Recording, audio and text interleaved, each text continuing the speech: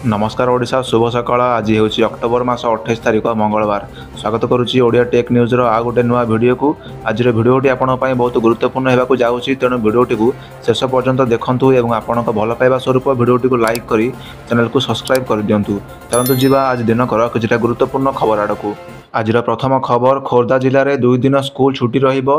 बात्या Montha को दृष्टि रखी खोर्धा जिले में 28 और 29 तारिख में स्कूल और अंगनवाड़ी केन्द्र बंद रहिबो। खोर्धा जिलापाल यह छुट्टी घोषणा कर पूर्व मोन्था दक्षिण ओडिशार 8 जिला तथा गंजाम, गजपति, रायगड़ा, कोरापुट, मालकानगिरी, कंधमाल, कलाहांडी और नवरंगपुर आसंता काली 30 जाए स्कूल को छुट्टी घोषणा करथिले विद्यालय और गणशिक्षा विभाग। परवर्ती खबर, भयंकर होई माड़ी आसुची बात्या मोन्था, 3 राज्य को सतर्क सूचना जारी करिला विभाग। दक्षिण पूर्व बंगोपसागर में सृष्टि होइतिबा गभीर अवपात आहरी दृढ़ हेउची। आज सकाळे यह बात्यारे परिणत होई तांडव रचिबा पाई माड़ी आसुची। बात्या स्थलभाग छुईबा स्थान विशाखापाटनारू यह 830 किलोमीटर पूर्व में रही। बात्या दक्षिण भारतर उपकूल मुहां होइतिबा बेले गुजरात निकट में यह बंकी पारे। तेणु आगामी 24 घंटा मध्य राज्यर उपकूल जिलागुड़ी को रेड अलर्ट करा जायछि। आंध्र प्रदेश, ओडिशा और तमिलनाडु राज्य में रेड अलर्ट जारी करिछि आईएमडी। कर्णाटक, केरल, तेलंगाना, मध्य प्रदेश, छत्तीसगढ़, झारखंड, बिहार, उत्तर प्रदेश और पश्चिम बंग में प्रबल वर्षा हो पारे। गत 3 घंटे मोन्था पश्चिम उत्तर पश्चिम दिग को 16 किलोमीटर बेगर गति करिछि। संभाव्य बात्या प्रभाव में सोमवार ठारू ओडिशा रे पागरे परिवर्तन आसिबो।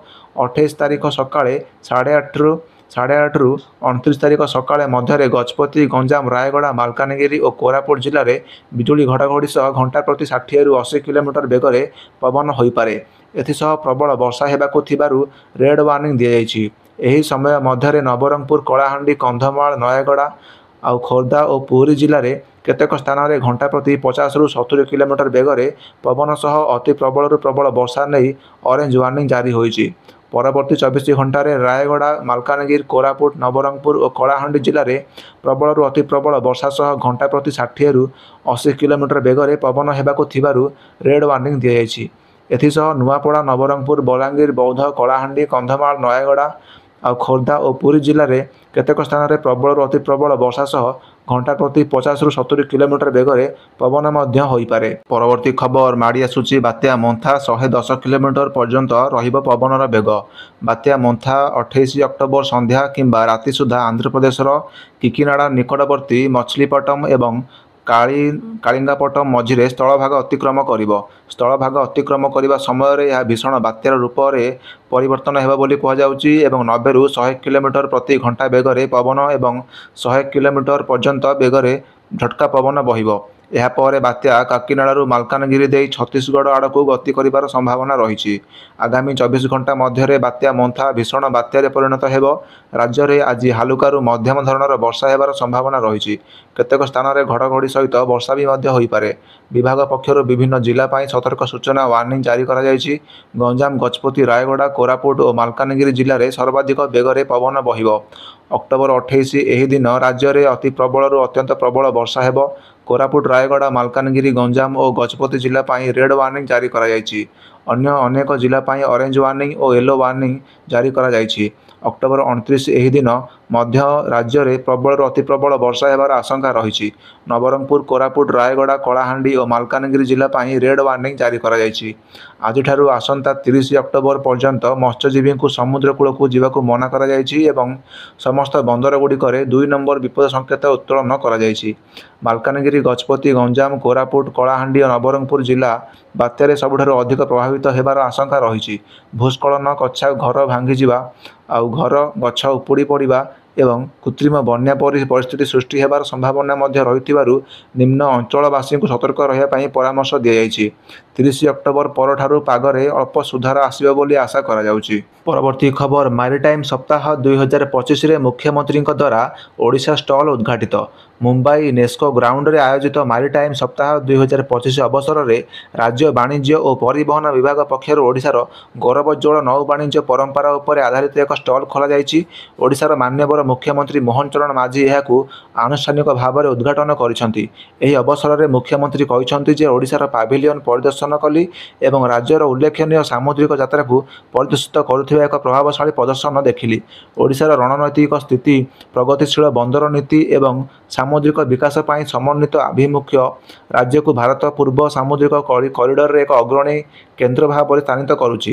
ଆମର ଦୃଷ୍ଟିକୋଣ ହେଉଛି ଆମର ସାମୁଦ୍ରିକ ଐତିହାସିକକୁ ସମ୍ମାନ ଦେବା ସହିତ ଓଡ଼ିଶାର ନୀଳ ଅର୍ଥନୀତି ପାଇଁ ଏକ ଆଧୁନିକ ସ୍ଥାୟୀ ଏବଂ ବିଶ୍ୱସ୍ତରରେ ସଂଯୁକ୍ତ ଭବିଷ୍ୟତକୁ ପରିଚାଳନା କରିବା। ଓଡ଼ିଶାର ସମୃଦ୍ଧ ସାମୁଦ୍ରିକ ଐତିହ୍ୟ, ଆଧୁନିକ ବନ୍ଦର ଭିତ୍ତିଭୂମି ଏବଂ ମହତ୍ୱାକାଂକ୍ଷୀ ନୀଳ ଅର୍ଥନୀତି ରେଡ୍ ମ୍ୟାପ୍ ଉପରେ ମୁଖ୍ୟମନ୍ତ୍ରୀ ମୋହନ ଚରଣ ମାଝୀ ଆଲୋକପାତ କରିଥିଲେ। ସେ କହିଥିଲେ ଯେ କଳିଙ୍ଗର ପ୍ରାଚୀନ ସାମୁଦ୍ରିକ ଦକ୍ଷତାଠାରୁ ଆରମ୍ଭ କରି ଆମର ଆଜି ବିଶ୍ୱ ବାଣିଜ୍ୟ ସଂଯୋଗ ପର୍ଯ୍ୟନ୍ତ ଓଡ଼ିଶାର ଉପକୂଳ ଐତିହ୍ୟ ପ୍ରଗତିକୁ ପ୍ରେରଣା ଦେଇ ଚାଲିଛି। ବିଶ୍ୱସ୍ତରୀୟ ବନ୍ଦର ଏବଂ ସ୍ଥାୟୀ ନୀଳ ଅଭିବୃଦ୍ଧି ପାଇଁ ଏକ ରଣନୈତିକ ଦୃଷ୍ଟିକୋଣ ସହିତ ରାଜ୍ୟ ଭାରତର ପୂର୍ବ ସାମୁଦ୍ରିକ ପୂର୍ଣ୍ଣତାର ଏକ ପ୍ରମୁଖ ବାହକ ଭାବରେ ଠିଆ ହୋଇଛି। ପରବର୍ତ୍ତୀ ଖବର, ସାଇକ୍ଲୋନ୍ ମନ୍ଥ ପାଇଁ ଯାତ୍ରୀମାନେ ଧ୍ୟାନ ଦିଅନ୍ତୁ। ବାତ୍ୟା ପାଇଁ 43 ଟ୍ରେନ୍ ବାତିଲ କରାହେଲା। ବାତ୍ୟା ଯୋଗୁଁ ପ୍ରଭାବିତ ହେବାକୁ ଥିବା ବିଭିନ୍ନ ରୁଟ୍ରେ ବାତିଲ ହେଲା ଟ୍ରେନ୍। ବାତ୍ୟା ମନ୍ଥାକୁ ଦୃଷ୍ଟିରେ ରଖି ଆଗୁଆ ପଦକ୍ଷେପ ନେଇଛି ପୂର୍ବତଟ ରେଳ ବିଭାଗ। ଯାତ୍ରୀଙ୍କର ସୁରକ୍ଷାକୁ ଦୃଷ୍ଟିରେ ରଖି 43ଟି ଟ୍ରେନ୍ ବାତିଲ କରାଯାଇଛି। ସୋମବାରଠୁ ବୁଧବାର ଅକ୍ଟୋବର 29 ପର୍ଯ୍ୟନ୍ତ ବିଭିନ୍ନ ଟ୍ରେନ୍ ଚଳାଚଳ ବନ୍ଦ ରହିବ।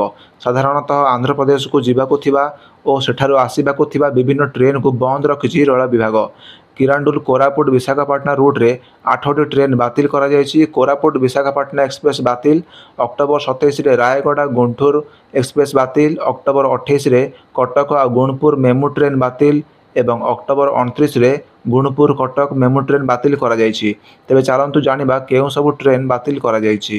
ଟ୍ରେନ୍ ନମ୍ବର 18/515 ବିଶାଖାପାଟଣାରୁ କିରକୁଲମଠାରେ ଏହି ଟ୍ରେନ୍କୁ ବାତିଲ କରାଯାଇଛି। ପରବର୍ତ୍ତୀ ଖବର, ରାଉରକେଲାରେ ପୁଣି ସେକ୍ସ ରାକେଟ୍ ଠାବ, 3 ଦେହଜୀବୀ ଅଟକ, 2 ଦଲାଲ ଗିରଫ। ସହରର ସମ୍ଭ୍ରାନ୍ତ ଅଞ୍ଚଳ ସିଭିଲ୍ ଟାଉନସିପ୍ରେ ଏକ ଘରେ ସେକ୍ସ ରାକେଟ୍ ଠାବ ହୋଇଛି। ରଘୁନାଥପାଲି ପୁଲିସ ଏଥିରେ ସଂଶ୍ଳିଷ୍ଟ 3 ଦେହଜୀବୀଙ୍କୁ ଧରିବା ସହ 2 ଜଣ ଦଲାଲଙ୍କୁ ଗିରଫ କରିଛି। ଆର୍ଜିଏଚ୍ରେ 3 ଦେହଜୀବୀଙ୍କର ଡାକ୍ତରୀ ମାଇନା କରିବା ପରେ ସେମାନଙ୍କୁ ଡାକ୍ତରଖାନା ପରିସ୍ଥିତିର ସଖୀ କେନ୍ଦ୍ରରେ ରଖାଯାଇଛି। ଦେହଜୀବୀମାନେ କେଉଁଠୁ ଆସିଲେ, ପୋଲିସ ତାର ତଦନ୍ତ ଆରମ୍ଭ କରିଛି। କେତେଦିନ ଧରି ଏଠାରେ ସେକ୍ସ ରାକେଟ୍ ଚାଲୁଥିଲା, ଦେହଜୀବୀମାନେ କେଉଁଠୁ ଆସିଲେ, ପୋଲିସ ତାର ତଦନ୍ତ ଚଳାଇଛି। କିଛି ମାସ ପୂର୍ବରୁ ଛେଣ୍ଡ କଲୋନୀରେ ବଡ଼ ଧରଣର ସେକ୍ସ ରାକେଟ୍ ଠାବ ହୋଇଥିଲା। ସେମିତି ସେକ୍ଟର 16 ଓ ଗଜଦା ଅଞ୍ଚଳରେ ମଧ୍ୟ ସେକ୍ସ ରାକେଟ୍ ଠାବ ହୋଇଥିଲା। ଏଣେ ଗତ ଅଗଷ୍ଟ ମାସରେ ପାରାଦୀପରେ ଏକ ବଡ଼ ଧରଣର ସେକ୍ସ ରାକେଟ୍ ଠାବ କରାଯାଇଥିଲା। ତାରିଣୀଗଡ଼ଠାରେ ଏକ ସ୍ପାରେ ସେକ୍ସ ରାକେଟ୍ ଚାଲୁଥିଲା ବେଳେ ପୋଲିସ ଚଢ଼ାଉ କରି 9 ଜଣ ବଙ୍ଗୀୟ ଦେହଜୀବୀଙ୍କୁ ଉଦ୍ଧାର କରିବା ସହ 4 ଜଣ ଗ୍ରାହକଙ୍କୁ ଗିରଫ କରିଥିଲା। ପରବର୍ତ୍ତୀ ଖବର, ଚାଷୀଙ୍କ ପାଇଁ ଖୁସିର ଖବର, ମାତ୍ର 5 ଟଙ୍କାରେ ମିଳିବ ବିଦ୍ୟୁତ କନେକ୍ସନ। ଦେଶର 50%ରୁ ଅଧିକ ଲୋକେ ଏବେ ବି କୃଷି ଏବଂ ଚାଷ ଉପରେ ନିର୍ଭର କରି ରୋଜଗାର କରୁଛନ୍ତି। ଆଜିର ସମୟରେ ଚାଷ କରିବା ଏକ ସହଜ କାମ ନୁହେଁ। ଏଥିପାଇଁ ବହୁତ ପରିଶ୍ରମ ସହିତ ଅନେକ ଆର୍ଥିକ ସଙ୍କଟ ମଧ୍ୟ ଆସିଥାଏ। ଚାଷୀଙ୍କ ପାଇଁ ଏକ ଖୁସିର ଖବର, କୃଷି ପମ୍ପ କିମ୍ବା ଘରୋଇ ବିଦ୍ୟୁତ ସଂଯୋଗ ପାଇଁ ସେମାନଙ୍କୁ ଆଉ ମୋଟା ଅଙ୍କର ଟଙ୍କା ଦେବା ପାଇଁ ପଡ଼ିବ ନାହିଁ। ମଧ୍ୟପ୍ରଦେଶର ରାଜ୍ୟ ସରକାର ଏବଂ ମଧ୍ୟପ୍ରଦେଶ ବିଦ୍ୟୁତ ବଣ୍ଟନ କମ୍ପାନୀ ଲିମିଟେଡ୍ ବା MPCZ ଏକ ନୂତନ ଯୋଜନା ଆରମ୍ଭ କରିଛନ୍ତି, ଯାହା ଅଧୀନରେ ଚାଷୀ ଏବଂ ଘରୋଇ ଗ୍ରାହକମାନେ ମାତ୍ର 5 ଟଙ୍କାରେ ଏକ ବୈଧ ବିଦ୍ୟୁତ ସଂଯୋଗ ପାଇପାରିବେ। ଏହି ଯୋଜନା ବିଶେଷ କରି ରବି ଋତୁରେ ଅସ୍ଥାୟୀ ସଂଯୋଗ ଥିବା ଚାଷୀଙ୍କ ପାଇଁ ଏକ ଆଶ୍ୱସ୍ତି ହେବ। ଯୋଜନାର ଉଦ୍ଦେଶ୍ୟ ଏବଂ ଲାଭ କ'ଣ ନା, ରାଜ୍ୟ ସରକାରଙ୍କର ନିର୍ଦ୍ଦେଶରେ ମଧ୍ୟକ୍ଷେତ୍ର ବିଦ୍ୟୁତ ବିତରଣ କମ୍ପାନୀ ଲିମିଟେଡ୍ ଏହି ସହାୟତା ପ୍ରଦାନ କରିଛି। କମ୍ପାନୀ ଏହାକୁ ସହଜ ସରଳ ବିଜୁଳି ସଂଯୋଗ ଯୋଜନା ନାମ ଦେଇଛି।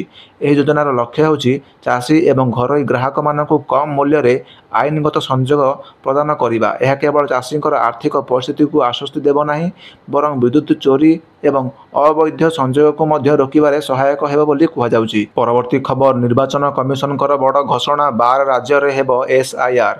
ଭାରତର ନିର୍ବାଚନ କମିଶନ ଦେଶବ୍ୟାପୀ ଭୋଟର ତାଲିକାର ସ୍ୱତନ୍ତ୍ର ସଂଶୋଧନକୁ ନେଇ ଏକ ବଡ଼ ଘୋଷଣା କରିଛନ୍ତି। ମୁଖ୍ୟ ନିର୍ବାଚନ କମିଶନର ଜ୍ଞାନେଶ କୁମାର କହିଛନ୍ତି, ବିହାରରେ SIRର ସଫଳ କାର୍ଯ୍ୟାନ୍ୱୟନ ପରେ SIRର ଦ୍ୱିତୀୟ ପର୍ଯ୍ୟାୟ ଏବେ ଦେଶର ଅନ୍ୟ ମନୋନୀତ ରାଜ୍ୟଗୁଡ଼ିକରେ କାର୍ଯ୍ୟକାରୀ ହେବ।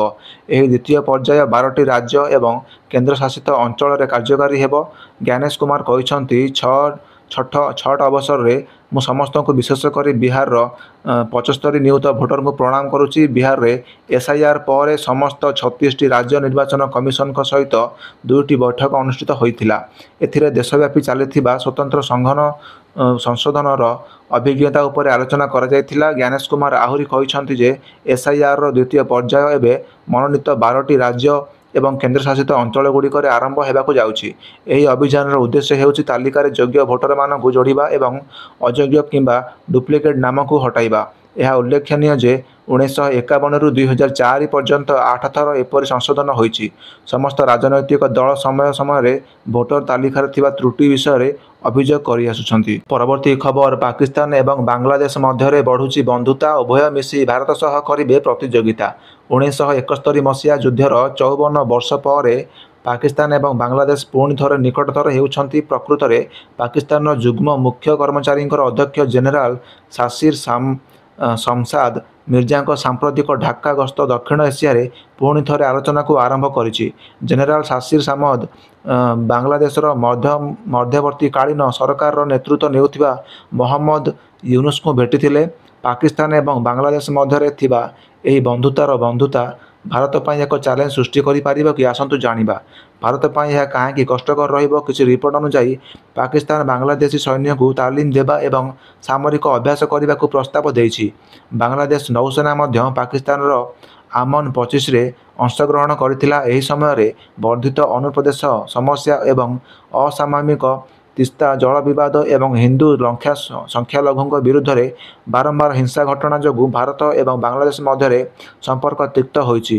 ବର୍ତ୍ତମାନ ପାକିସ୍ତାନ ଏବଂ ବାଂଲାଦେଶ ମଧ୍ୟରେ ବର୍ଦ୍ଧିତ ପ୍ରତିରକ୍ଷା ସହଯୋଗ ଭାରତର ସୁରକ୍ଷା ପାଇଁ ବିପଦ ସୃଷ୍ଟି କରିପାରେ। ବିଶେଷ କରି ସିଲିଗୁଡ଼ି କରିଡରରେ ଏହା ତିକ୍ତତା ସୃଷ୍ଟି କରିପାରେ ବୋଲି କୁହାଯାଉଛି। ପରବର୍ତ୍ତୀ ଖବର, ବିପଜ୍ଜନକ କ୍ରୁଜ୍ କ୍ଷେପଣାସ୍ତ୍ର ପରୀକ୍ଷଣ କଲା ରୁଷ ଓ ୟୁକ୍ରେନ ମଧ୍ୟରେ ଯୁଦ୍ଧ ଜାରି ରହିଛି। ଏହି ଯୁଦ୍ଧ ମଧ୍ୟରେ ରୁଷ ଏହାର ନୂତନ ପରମାଣୁ ଚାଳିତ କ୍ରୁଜ୍ କ୍ଷେପଣାସ୍ତ୍ର ବୁରେଭେଷ୍ଟିନ୍ସର ପରୀକ୍ଷଣ ସଫଳତାର ସହ ସମ୍ପନ୍ନ କରିଛି। ରୁଷ ଜଣେ ଉଚ୍ଚସ୍ତରୀୟ ସାମରିକ ଅଧିକାରୀ ରାଷ୍ଟ୍ରପତି ଭ୍ଲାଦିମିର୍ ପୁତିନଙ୍କୁ ଏହି ସଫଳତା ବିଷୟରେ ସୂଚନା ଦେଇଛନ୍ତି। ପରମାଣୁ ଶକ୍ତି ଉପରେ ନିର୍ଭରଶୀଳ ହେତୁ ଏହି କ୍ଷେପଣାସ୍ତ୍ର ଅସୀମିତ ଦୂରତା ଅତିକ୍ରମ କରିପାରିବ ଏବଂ ଏଥିରେ ପରମାଣୁ ଯୁଦ୍ଧାସ୍ତ୍ର ସଂଯୋଗ କରିବାର ସୁବିଧା ମଧ୍ୟ ରହିଛି। ରୁଷ ସାମରିକ ନିର୍ଦ୍ଦେଶାଳୟ ମୁଖ୍ୟ ଜେନେରାଲ ଭାଲେରୀ ଗୋରାମିଭିଚ୍ କହିଛନ୍ତି, କ୍ଷେପଣାସ୍ତ୍ରଟି 14,000 କିଲୋମିଟର ପ୍ରାୟ 8,700 ମାଇଲ ଯାତ୍ରା କରିଥିଲା ଏବଂ ପ୍ରାୟ 15 ଘଣ୍ଟା ପର୍ଯ୍ୟନ୍ତ ବାୟୁ ସୀମାରେ ସକ୍ରିୟ ରହିଥିଲା। ରୁଷ ରାଷ୍ଟ୍ରପତି ପୁତିନଙ୍କର ଅନୁଯାୟୀ 9M730 ବ୍ୟୁରେଭେଷ୍ଟିକ୍ ବା ଷ୍ଟ୍ରମ୍ ବାର୍ଡକୁ ବର୍ତ୍ତମାନ କିମ୍ବା ଭବିଷ୍ୟତର କ୍ଷେପଣାସ୍ତ୍ର ପରୀକ୍ଷାର ବ୍ୟବସ୍ଥା ଅଟକାଇ ପାରିବ ନାହିଁ। ଏହା ଅପରାଜୟ ଏବଂ ଏହାର ରେଞ୍ଜ ଅସୀମ ବୋଲି ପୁତିନ ମଧ୍ୟ କହିଛନ୍ତି। ପରବର୍ତ୍ତୀ ଖବର, ବିଶ୍ୱସ୍ତରୀୟ ହେବ ବାଲିଯାତ୍ରା, ଇଣ୍ଡୋନେସିଆ ସହଯୋଗୀ ରାଷ୍ଟ୍ର ଘୋଷଣା। ଓଡ଼ିଶାର ବୃହତ୍ତମ ବାଣିଜ୍ୟ ମେଳା କଟକର ବାଲିଯାତ୍ରା ପାଇଁ ଚଳିତ ବର୍ଷ ଇଣ୍ଡୋନେସିଆରୁ ପାର୍ଟନର ଦେଶ ଭାବରେ ଘୋଷଣା କରାଯାଇଛି। କଟକ ଜିଲ୍ଲା ପ୍ରଶାସନ ପକ୍ଷରୁ ଏହି ଘୋଷଣା କରାଯାଇଛି। ପ୍ରାଚୀନ କାଳରେ କଳିଙ୍ଗ ଓ ଇଣ୍ଡୋନେସିଆର ବାଲି, ଜାଭା ଏବଂ ସୁମାତ୍ରା ଦ୍ୱୀପପୁଞ୍ଜ ମଧ୍ୟରେ ଥିବା ପୁରୁଣା ବାଣିଜ୍ୟ ଏବଂ ସାଂସ୍କୃତିକ ସମ୍ପଦକୁ ପାଳନ କରିବା ପାଇଁ ଏହି ନିଷ୍ପତ୍ତି ନିଆଯାଇଛି। ସେତେବେଳେ କଳିଙ୍ଗର ସାଧବମାନେ ସମୁଦ୍ର ପଥରେ ଏହି ଦେଶକୁ ଯାଇ ବାଣିଜ୍ୟ କରୁଥିଲେ। ଚଳିତ ବର୍ଷ ବାଲିଯାତ୍ରା ନଭେମ୍ବର 5ରୁ 12 ତାରିଖ ପର୍ଯ୍ୟନ୍ତ କଟକ ମହାନଦୀ କୂଳରେ 60 ଏକରରୁ ଅଧିକ ଜମିରେ ଅନୁଷ୍ଠିତ ହେବ। ଇଣ୍ଡୋନେସିଆର ହସ୍ତଶିଳ୍ପ ଏବଂ ଅନ୍ୟାନ୍ୟ ସାମଗ୍ରୀ ପ୍ରଦର୍ଶନ ପାଇଁ ବାଲିଯାତ୍ରା ପଡ଼ିଆରେ ଏକ ସ୍ୱତନ୍ତ୍ର ପାଭିଲିୟନ ତିଆରି କରାଯିବ।